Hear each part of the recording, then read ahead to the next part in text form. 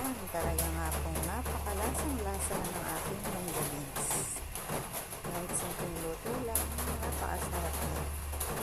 Mabubusog na ang buong pamilya. Sarap yan pag umuulan pa, may sabaw. Ayan.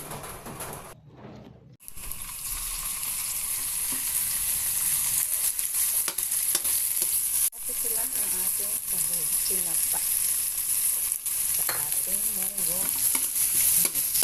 Yan, ganito. Simple ang ulam.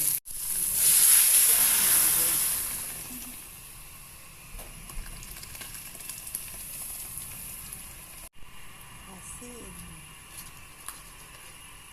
Gawin tayo ng malunggay leaves. Fresh. Ay, baka wala na.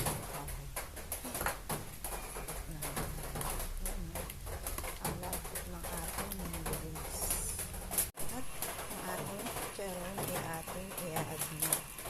Dahil meron po siyang pinapa at chicharon lang ang ating simpleng sahog ay makakain tayo ng masarap na gulay at masustansyang munggo with malunggay fresh. Ayan.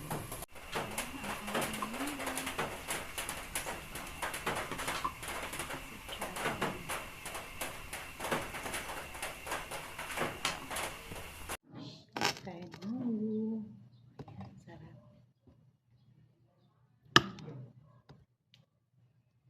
Tsaka may tuyo. Itong tuyo.